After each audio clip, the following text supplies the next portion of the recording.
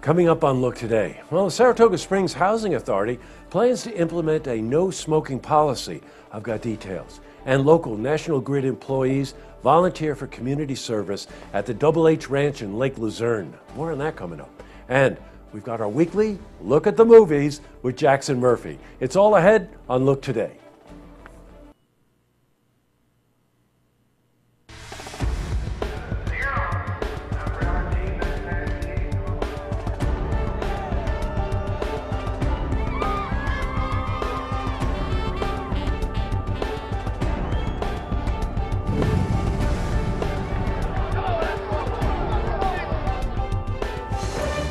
Welcome everyone and happy Friday. I'm J. Hood Jackson and this is Look Today. Well, in tonight's program, I sit down with Dr. David Starbuck. He's an archaeologist and he's here to talk about his work in the field and at SUNY Adirondack. And I also sit down with Erin Coe. She's the director of the Hyde Collection in Glens Falls and she's joined by Jenny Hutchinson, who's the new head of museum education. Plus, we've got your weather for the Tri-North counties. But first, these headline stories. In our lead story, the Saratoga Springs Housing Authority will implement a no-smoking policy in all 339 of its housing units. Now, the policy will take effect beginning May 1st. It will affect all three of the authority's housing complexes. They include Jefferson Terrace, Vanderbilt Terrace, and Stonequist Apartments. Now, in addition to prohibiting smoking indoors, the policy also establishes a 25-foot smoke-free boundary around all outside entrances and 50 feet away from the authority's playgrounds. Well, Paul Feldman, who's the executive director of the Housing Authority, said the policy was discussed and developed over the past year in collaborations with Glens Falls Hospital's Health Promotion Center.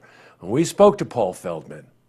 We made a decision about a year or so ago to work to develop a non-smoking policy for our housing authority. It's something that the Department of Housing and Urban Development has been advising housing authorities to implement for several years now.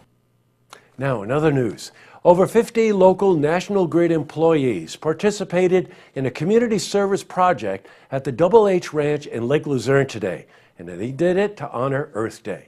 The volunteers performed outside cleanup and summer preparations. Now, this included painting, cleaning the buildings, as well as groundwork. Well, we spoke to Lori Poltinsky. She's from National Grid.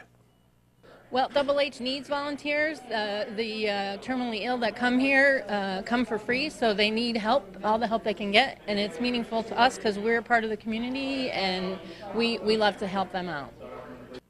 Now, the work was done in conjunction with a branch clearing project that National Grid volunteers completed last week. It's providing a view of Lake Vanier from the main grounds of the ranch. Well, we also spoke to Max Urenda. He's the executive director and CEO of Double H Ranch. Today's an exciting day. We have over 50 volunteers from National Grid. I think one of the things Double H is so blessed with is partnerships in our community. National Grid has been a partner since inception back in 1993. So today they're coming out to do a number of projects. They have big equipment where they can take trees down and keep our facility safe with our limbing of the trees. They're going to be working at the barn. They're going to be working on deep cleaning of our cabins. There's landscaping work. So basically what we have is about 1 week left before we open up officially with our family programs, April 30th. Go, Max. Switching from news to weather. Well, today was very humid with temperatures in the 60s to 70s. Let's see how the weekend is shaping up. For a more detailed look, we're going to head to the Glens Falls Weather Center for a look at your first forecast. In other news, well, volunteer firefighters responded yesterday to a Kingsbury house that was on fire. Now, when they arrived at the scene at 6 p.m., the residents of the home were outside, but the two dogs were still trapped in the house.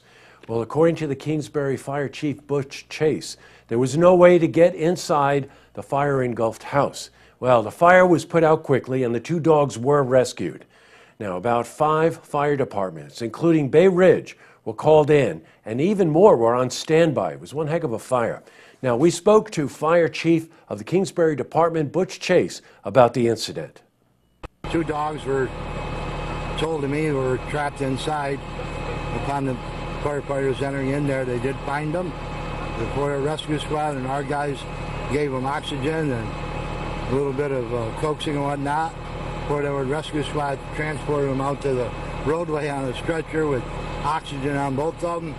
Hopefully they come through with it. That was the biggest concern on the homeowners, was the two family dogs, which everybody knows it's one of your children.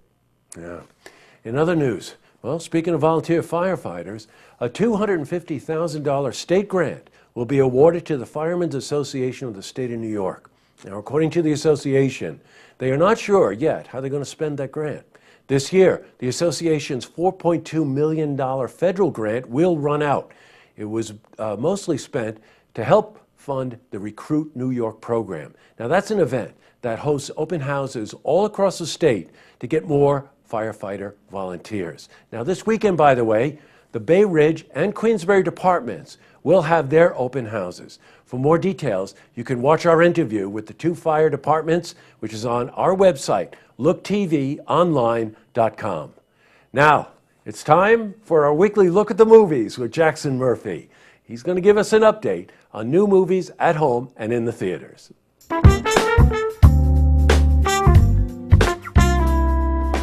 Hi everybody, I'm Jackson Murphy. Here's this weekend's Look TV Look at Movies.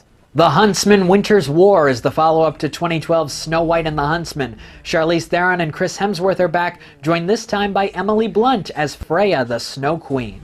The Huntsman Winter's War is rated PG-13. Tom Hanks makes a rare spring appearance in A Hologram for the King, based on a novel about an American businessman looking to close a major deal in Saudi Arabia. It's rated R. And Don Cheadle stars in the biopic of jazz legend Miles Davis. Miles Ahead is also rated R.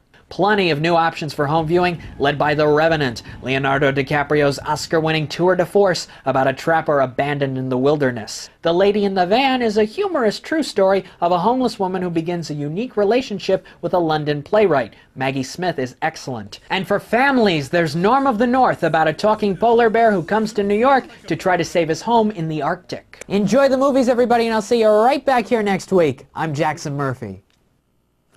Thank you, Jackson. There's a lot of good choices this week. I couldn't even keep up with it.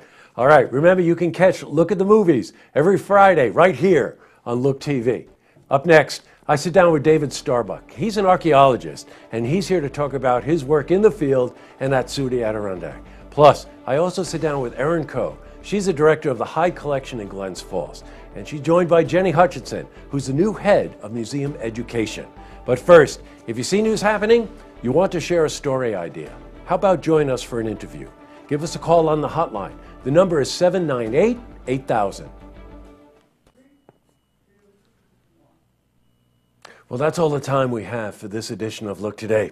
I got a couple of lookouts tonight, but first and foremost, of course, I got to thank Jack and Joel, and Andrew and Drew, and Jess for making this program possible each week. So thank you all. Secondly, it's Earth Day this week. All week is Earth Week. That was first, I think, celebrated in 1970. And each year it gets bigger and stronger. And especially for the area that we live in here, it's a great reminder of how precious all our natural resources are. And then finally, I don't know what's going on this year, but we lost Bowie, we lost George Martin, and now we lost Prince. And the one thing that I think is in common with all of these artists is that they're icons because they're artists who take risks, that they don't follow convention, that they break the norm, they break the rules. And I think that's so important in the growth of any culture. Prince especially was such a phenomenal musician. He could play guitar, he could play keyboards, he could play drums, he could play synthesizers, he could play anything. And if you want a sample of how he's able to channel whatever spirits were inside of him, Google or YouTube his guitar solo in the 2004 Hall of Fame induction, rock and roll induction.